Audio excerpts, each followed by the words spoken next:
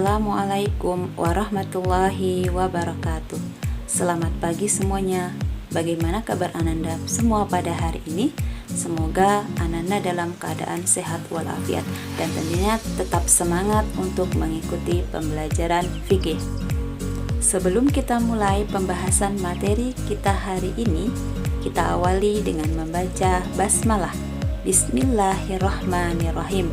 Semoga Ananda diberikan kemudahan dalam memahami materi kita hari ini.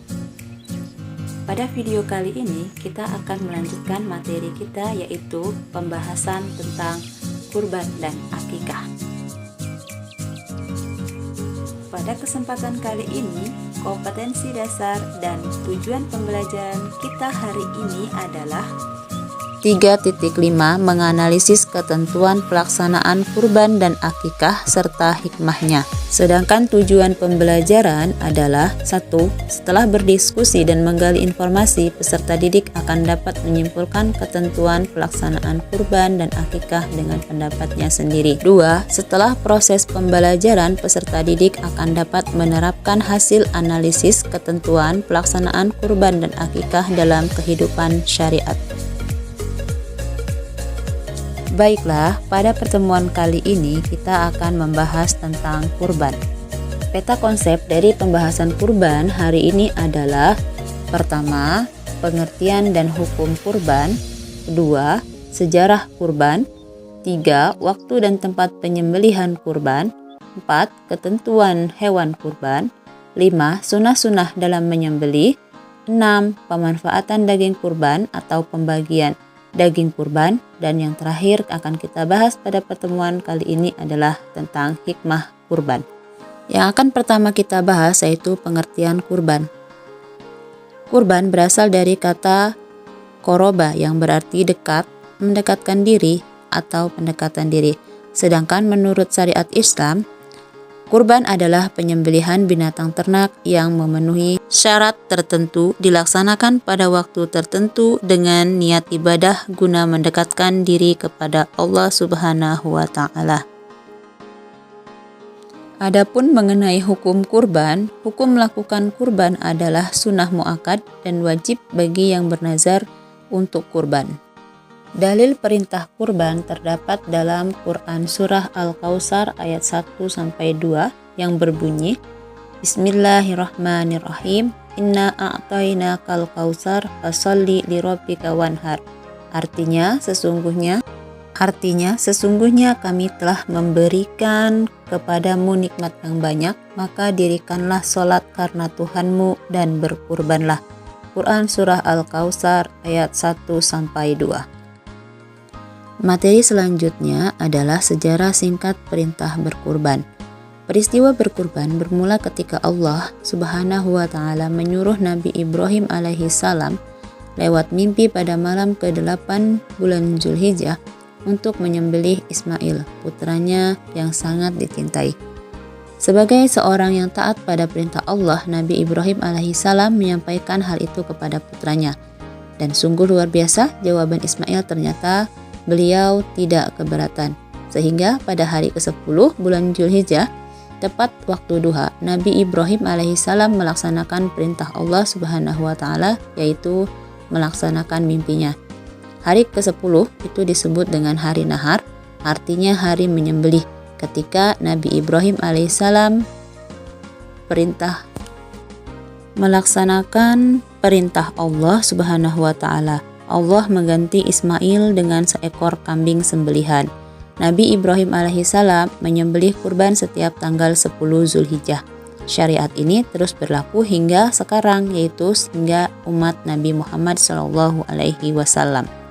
Adapun waktu pelaksanaan kurban yaitu pada tanggal 10 Zulhijjah atau hari raya Idul Adha atau hari tasyrik, yaitu tanggal 11, 12, 13 Zulhijjah.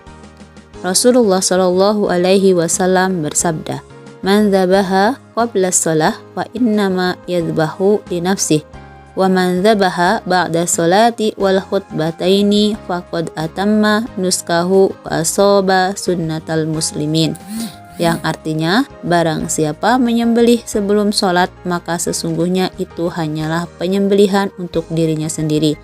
Barang siapa menyembelih sesudah sholat dan 2 khutbah maka telah sempurna ibadahnya atau sah kurbannya dan telah sesuai dengan sunnah Muslim.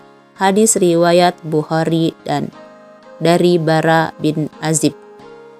Dan mengenai tempat menyembelih, sebaiknya dekat dengan tempat pelaksanaan sholat Idul Adha. Hal ini sebagai sarana untuk syiar Islam. Sabda Rasulullah Shallallahu Alaihi Wasallam yang artinya Rasulullah Shallallahu Alaihi Wasallam biasa menyembelih kurban di tempat pelaksanaan sholat Id. Adapun ketentuan hewan kurban adalah 1. Jenis binatang yang sah untuk kurban ialah binatang yang dipelihara dan diternakan serta halal zatnya untuk dimakan dagingnya. Binatang tersebut seperti kambing, sapi, kerbau, dan unta.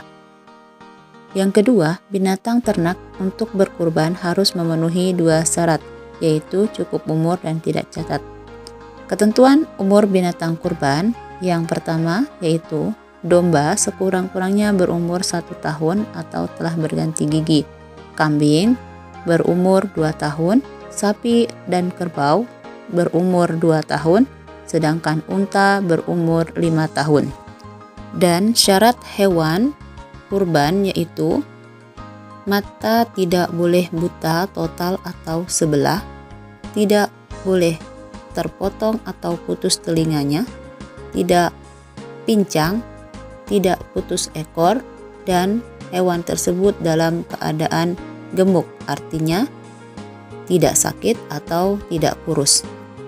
Dalam penyembelihan hewan kurban ada beberapa hal yang perlu diperhatikan dalam sunnah-sunnah menyembelih, yaitu yang pertama melaksanakan sunnah-sunnah yang berlaku pada penyembelihan biasa, seperti membaca basmalah, membaca sholawat, menghadapkan hewan ke arah kiblat, menggulingkan hewan ke arah rusuk kirinya, memotong pada pangkal leher, serta memotong urat kiri dan kanan leher hewan. Sunnah yang kedua yaitu membaca takbir, yaitu bacaan Allahu Akbar. Dan yang ketiga, membaca doa sebagaimana yang diajarkan oleh Rasulullah Shallallahu Alaihi Wasallam, yaitu Allahumma taqabbal min Muhammad wa ala ali Muhammad wa min ummati Muhammad. Dan sunnah yang keempat adalah bagi orang yang berkurban hendaknya menyembelih sendiri hewan kurban tersebut. Tetapi jika dia tidak mampu, bisa mewakilkan kepada orang lain, namun disunahkan dia hadir ketika penyembelihan berlangsung. Setelah hewan kurban disembelih, maka pembagian daging kurbannya telah diatur sebagai berikut.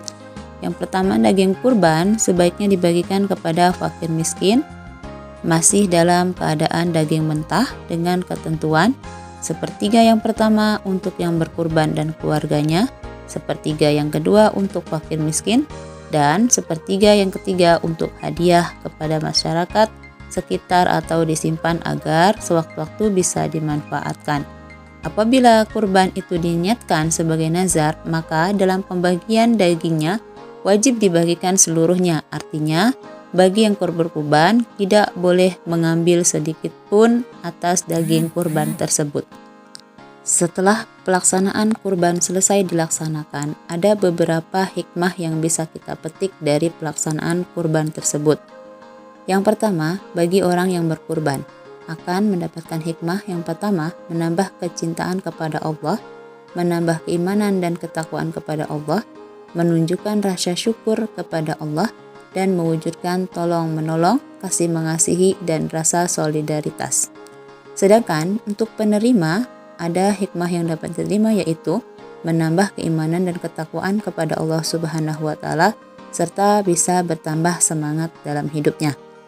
Dan hikmah yang ketiga yaitu bisa didapatkan oleh kepentingan umum.